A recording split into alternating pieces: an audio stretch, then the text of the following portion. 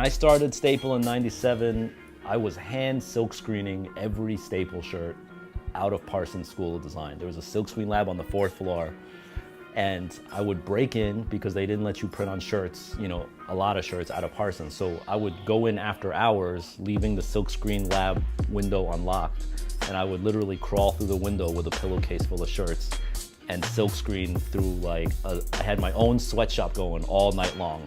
And every shirt that was ordered, if you have an early Staple shirt from '97, I fucking hand printed that shirt. My roommate sewed the label on because I wasn't really good at sewing, so my roommate would sew the label on.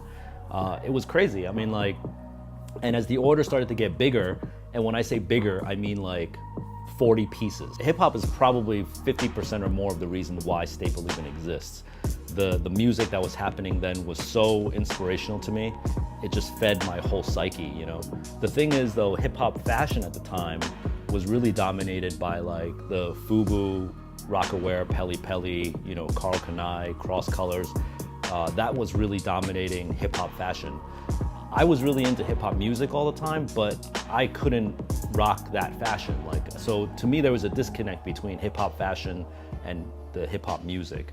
And it's probably because I was more into a progressive, conscious hip hop. I was going to every Root show, every Common show, every Erykah Badu show, Mos and Kweli. I was doing all of that sort of real, you know, thought-provoking, conscious hip hop. And then when you listen to that music, it doesn't necessarily translate to a FUBU shirt, that has a big FB on your chest, you know? So I was like, man, I want to create a brand that takes the inspiration from that level of hip hop, but then translates it into fashion. And that's why I made Staple. And Staple, the name actually even came from the idea that staple is a raw essential element that you can't really live without. Whereas I saw the bling and the sort of big oversized logos as unnecessary and over the top. Staple was going to be something that just relied on the raw essential elements, kind of relating to the raw essential elements of hip hop as well. And so that's where the name Staple actually came from. With the amount of shoes that we've designed in the past, both collaboratively as well as non-collaboratively. So we've done a lot of shoes that people don't even know that we've done. This bad boy is probably the one that started it all. This is the Nike Pigeon Dunk SB. And this is the first time that we put the pigeon on a shoe. And it was really at the height of when, you know, SB Dunks were really, really on fire. Everyone really wanted to get a pair of Dunks in general on their feet. And when we dropped these, it just created mayhem, you know, really. I mean, we dropped it at Reed Space. This is the New York Post cover the following day where a sneaker riot broke out.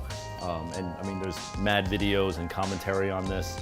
You can look it up yourselves. It's in the Brooklyn Museum right now as part of their sneaker exhibition. So this one really set a bar in sneaker history. So Staple was already out and a thing, and somebody from the promotions department at Rawkus was like, you know, we have this label called Rawkus and we want to get merch going for our brand. We want to get DJ bags, t-shirts, hoodies to sell at shows, but we don't know how to do that. And so they asked me to come on and help them with the merchandising, and it was a dream come true to be able to get behind those doors and actually see how Rawkus operated. And I did Black Star album, Kweli Mos Def's album, Common 1999, Spinna. The first time Eminem appeared on record was on a DJ Spinna album, and I did that album. So Gang Starr, there's a lot of music heritage that came out of that era too. It was a real blessing to work under with those people. My first Staple ad campaign was a picture of Mos in the elevator at Rawkus, and it was literally I asked him, do you want this jacket? He put it on, he loved it. I took a picture in the elevator,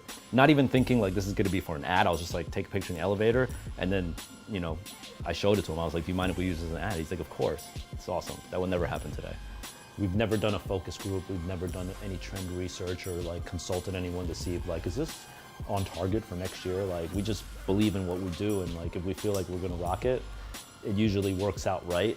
And I think also the other thing that's happened in the past couple decades is it becomes a self-fulfilling prophecy where now it's because we're doing it, maybe that is the trend. So other buyers and other stores are oh shit, Staples doing digital camo next year.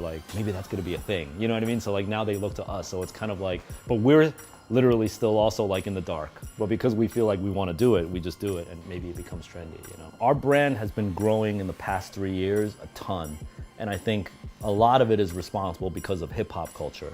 I think the average everyday hip hop consumer has gotten way smarter and more sophisticated with their purchases, you know.